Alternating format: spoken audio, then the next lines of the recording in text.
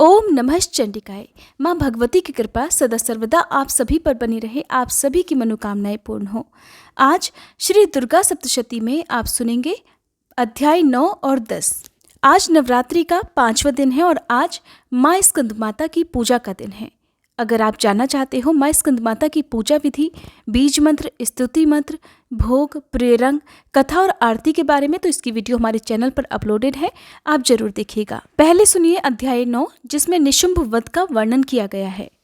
राजा ने कहा, हे ऋषिराज, आपने रक्तबीज के वध से संबंध रखने वाला वृतांत मुझे सुनाया।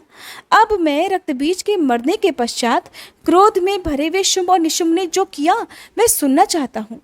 तब महर्षि मेधा इस प्रकार बोले, राजन, रक्तबीज के मारे जाने पर शुंभ और निशुंभ को बड़ा क्रोध आया और अपनी बड़ी सेना का इस प्रकार सर्वनाश होते देखकर निशुंभ देवी पर आक्रमण करने के लिए दौड़ा।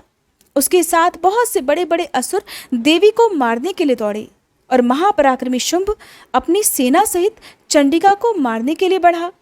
फिर शुंभ और निशुंभ का देवी से घोर युद्ध होने लगा और वह दोनों असुर इस प्रकार देवी पर बाण फेंकने लगे मानो मेघों से वर्षा हो रही हो। उन दोनों के चलाए हुए बाणों को देवी ने अपने बाणों से काट डाला और अपने शस्त्रों की वर्षा से उन दोनों दैत्यों को चोट पहुंचाई। निशुंभ ने तीक्ष्ण तलवार और चमकती हुई ढाल लेकर देवी के सिंह पर आक्रमण कर दिया। अपने वाहन को चोट पहुंची हुई देखकर देवी ने अपने शूरप्र नामक बाण से निशुंभ की तलवार और ढाल दोनों को ही काट डाला। तलवार और ढाल कट जाने पर निशुंभ ने देवी पर शक्ति से प्रहार कर दिया। देवी ने अपने चक्र से फिर उसके 2 टुकड़े कर दिए। ये देखकर दैत्य मारे क्रोध के जल भुन गया और उसने फिर देवी को मारने के लिए उसकी ओर शूल फेंका, किंतु देवी ने अपने मुक्के से उसको भी चूर चूर कर डाला। फिर उसने देवी पर गदा से प्रहार किया। देवी ने त्रिशूल से गदा को भी भस्म कर डाला। इसके पश्चात वह फरसा हाथ में लेकर देवी की ओर लपका। अब देवी ने अपने तीखे बाणों से उसे धरती पर सुला दिया। अपने पराक्रमी भाई निशुंभ के इस प्रकार से मारे जाने पर शुंभ क्रोध में भरकर देवी को मारने के लिए दौड़ा। वह रथ में बैठा हुआ उत्तम आयुधों से सुशोभित अपनी 8 बड़ी बड़ी भुजाओं से सारे आकाश को ढके हुए था। शुंभ को आते हुआ देखकर देवी ने अपना शंख बजाया और धनुष की टंकार का भी अत्यंत दुस्सह शब्द किया। साथ ही अपने घंटे के शब्द से, जो कि संपूर्ण दैत्य सेना के तेज को नष्ट करने वाला था, संपूर्ण दिशाओं को व्याप्त कर दिया। इसके पश्चात देवी के सिंह ने भी अपनी दहाड़ से, जिसे सुनकर बड़े बड़े बलवानों का मद चूर चूर हो जाता था, आकाश, पृथ्वी और 10 दिशाओं को पूरित कर दिया।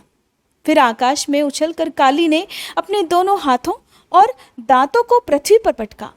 फिर ऐसा करने पर ऐसा भयानक शब्द हुआ जिससे कि उससे पहले के सारे शब्द शांत हो गए।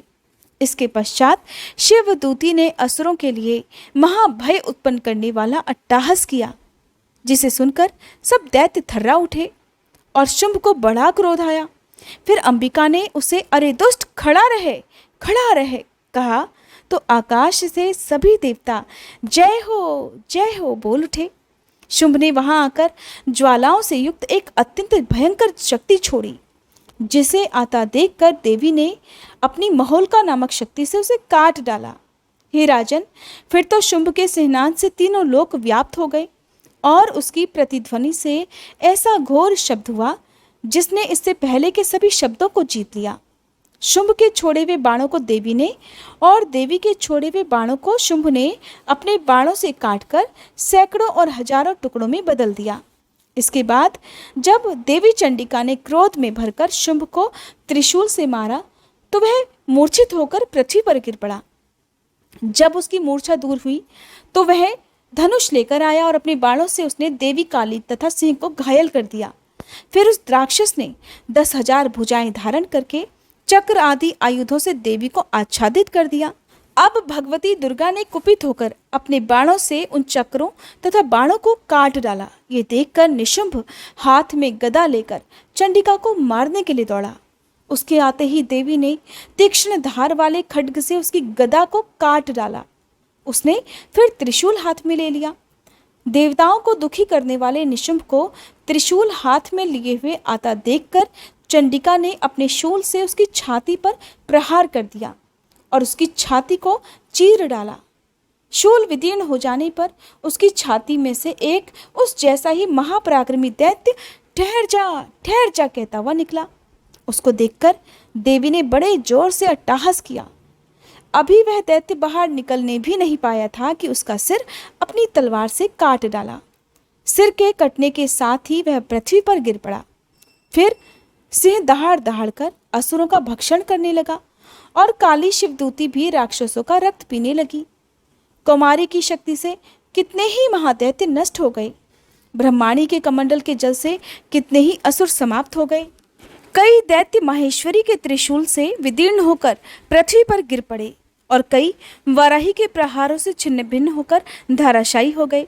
वैष्णवी ने भी अपने चक्र से बड़े बड़े महापराक्रमियों का कचूमर निकालकर उन्हें यमलोक में भेज दिया और ऐन्द्री से कितने ही महाबली राक्षस टुकड़े टुकड़े हो गए। कई दैत्य मारे गए, कई भाग गए, कितने ही काली शिवदूती और सिंह ने भक्षण कर लिए। 9वां अध्याय समाप्त। अब सुनिए 10वां अध्याय, जिसमें शुंभवध का वर्णन किया गया है। महर्षि मेधा ने कहा, हे राजन, अपने प्यारे भाई को मरा हुआ तथा सेना को नष्ट हुई देखकर क्रोध में भरकर दैत्यराज शुंभ कहने लगा, दुष्ट दुर्गे, तू अहंकार से गर्व मत कर, क्योंकि तू दूसरों के बल पर लड़ रही है। तब देवी ने कहा, हे दुष्ट, देख, मैं तो अकेली ही हूँ। इस संसार में मेरे सिवा दूसरा कौन है? और ये सब तो मेरी शक्तियाँ हैं। देख, ये सब की सब मुझ में प्रविष्ट हो रही हैं। इसके बाद ब्राह्मणी आदि सभी देवियां उस देवी के शरीर में प्रविष्ट हो गई और देवी अकेली रह गई। तब देवी ने कहा, मैं अपनी ऐश्वर्य शक्ति से अनेक रूपों में यहाँ उपस्थित हुई थी। अब उन सभी रूपों को मैंने समेट लिया है। अब अकेली ही यहाँ खड़ी हूँ, तुम भी यहीं ठहरो। महर्षि मेधा ने कहा। तब देवताओं तथा राक्षसों के देखते ही देखते शुंभ में तथा देवी में भयंकर युद्ध होने लगा। अंबिका देवी ने सैकड़ों अस्त्र शस्त्र छोड़े। उधर दैत्यराज ने भी भयंकर अस्त्रों का प्रहार आरंभ कर दिया। देवी के छोड़े हुए सैकड़ों अस्त्रों को दैत्य ने अपने अस्त्रों द्वारा काट डाला। इसी प्रकार शुंभ ने जो अस्त्र छोड़े उनको देवी ने अपनी भयंकर हुंकार के द्वारा ही काट डाला। दैत्य ने जब सैकड़ों बाण छोड़कर देवी को ढक लिया तो क्रोध में भरकर देवी ने अपने बाणों से उसका धनुष नष्ट कर दिया। धनुष कट जाने पर दैत्येंद्र ने अब शक्ति चलाई, लेकिन देवी ने उसे भी काट कर फेंक दिया। फिर दैत्येंद्र चमकती हुई ढाल लेकर देवी की ओर दौड़ा, किंतु जब वह देवी के पास पहुंचा तो देवी ने अपने तीक्ष्ण बाणों से उसकी चमकने वाली ढाल को भी काट डाला। अब दैत्येंद्र का घोड़ा भी मर गया, रथ टूट गया, सारथी मारा गया। तब वह भयंकर मुग्दर लेकर देवी पर आक्रमण करने के लिए दौड़ा, किंतु देवी ने अपने तीक्ष्ण बाणों से उसके मुग्दर को भी काट डाला। इस पर दैत्य ने क्रोध में भरकर देवी की छाती में बड़े जोर से एक मुक्का मारा। दैत्य ने जब देवी को मुक्का मारा तो देवी ने भी उसकी छाती में जोर से एक थप्पड़ मारा। थप्पड़ खाकर पहले तो वह दैत्य पृथ्वी पर गिर पड़ा, किंतु तुरंत ही वह उठ खड़ा हुआ। फिर वह देवी को पकड़कर आकाश की ओर उछला और वहां फिर जाकर देवी में और उस दैत्य में भयंकर युद्ध होने लगा। वह युद्ध ऋषियों और देवताओं को भी आश्चर्य में डालने वाला था। देवी आकाश में दैत्य के साथ बहुत देर तक युद्ध करती रही। फिर देवी ने उसे आकाश में घुमाकर देखते ही देखते पृथ्वी पर पटक दिया। दुष्टात्मा दैत्य पुनः उठकर देवी को मारने के लिए दौड़ा। तब उसको अपनी ओर आता हुआ देखकर देवी ने उसकी छाती विदीर्ण करके उसको पृथ्वी पर पटक दिया। देवी के त्रिशूल से घायल होने पर उस दैत्य के प्राण पखेरु उड़ गए और उसके मरने पर समुद्र, द्वीप, पर्वत और पृथ्वी सब कांपने लग गए।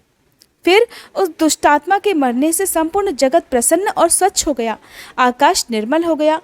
पहले जो उत्पात सूचक मेघ और उल्कापात होते थे वे सब भी शांत हो गए। उसके मारे जाने पर नदियां अपने ठीक मार्ग से बहने लगी। संपूर्ण देवताओं का हृदय हर्ष से भर गया और गंधर्वनियां सुंदर गान गाने लगी। गंधर्व बाजे बजाने लगे और अप्सराएं नाचने लगी। पवित्र वायु बहने लगी। सूर्य की कांति स्वच्छ हो गई।